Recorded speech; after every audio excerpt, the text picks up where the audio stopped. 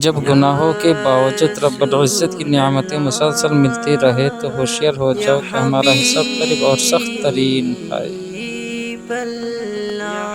اگر تم کسی کو دھوکہ دینے میں کامیاب ہو جاتے ہو تو یہ نہ سمجھنا وہ کتنا بیوقوف ہے، بلکہ یہ سوچنا کہ اس کو تم پر اعتبار کتنا تھا۔ اعتبار پہ سوچو۔ ہر شخص کی قیمت وہ ہنر ہے جو اس کے اندر موجود ہے۔ ہنر کے بغیر عزت نہیں ہوتی۔ شہد کے سوا ہر میٹھی چیز میں زہر ہے اور زہر کے سوا ہر کڑوی چیز میں شفا ہے۔ کسی کے خلوص اور پیار کو اس کی بیوقوفی مت سمجھو، ورنہ کسی دن تم خلوص اور پیار تلاش کرو گے اور لوگ تمہیں بیوقوف سمجھیں گے۔ تو بیوقوف مت سمجھنا کسی کو۔ دوستی کرنا اتنا آسان ہے جیسے مٹی سے مٹی پر مٹی لکھنا، لیکن دوستی نبھانا اتنا مشکل ہے جیسے پانی سے پانی پر پانی لکھنا۔ کتنا مشکل ہوگا سوچو۔ اس پہ غور کرنے کی باتیں ہیں، غور کیجئے گا انشاءاللہ۔ اگر تم پانی میں ڈوب رہے ہو اور تمہیں یاد آ جائے کہ وقت نماز ہے تو نماز کی نیت کر لو۔ نماز کی تاکید سمجھائی ہے اس میں۔ نماز کتنی ضروری ہے۔ سب سے بڑا عیب یہ ہے کہ تم کسی پر وہ عیب لگاؤ جو خود تم میں موجود ہے۔ ہم یہ بہت سارے لوگ کرتے ہیں۔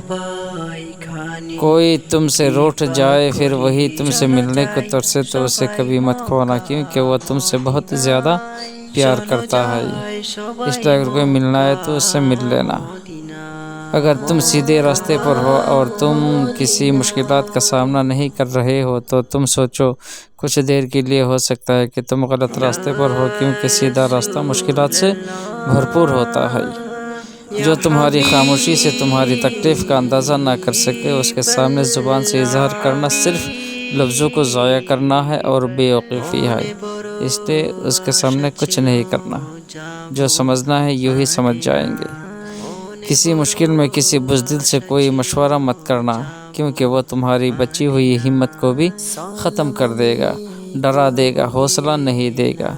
اس لیے بزدل سے مشورہ مت کیجیے گا۔ انسان کو اچھی سوچ پہ وہ انعام ملتا ہے جو اچھے عمل پر نہیں ملتا، کیونکہ سوچ میں دکھاوا نہیں ہوتا، عمل میں دکھاوا ہوتا ہے، ریا ہوتا ہے۔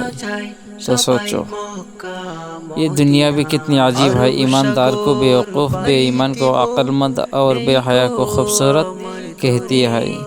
یہ سارے کے سارے برعکس ہے۔ تو سوچنے کی بات ہے۔ صرف پیسے کا ہونا رزق نہیں، نیک اولاد، اچھا اخلاق اور مخلص دوست بھی رزق میں شامل ہے۔ دوست کی بہت اہمیت ہے۔ دوست بناؤ، دشمن مت بناؤ، دشمن مت پالو۔ ہمیشہ چھوٹی چھوٹی خوشیوں کا استقبال کیا کرو، کیونکہ انہی کے پیچھے محبتوں کا سیلاب ہوتا ہے۔ بڑی خوشی سے زیادہ چھوٹی خوشی میں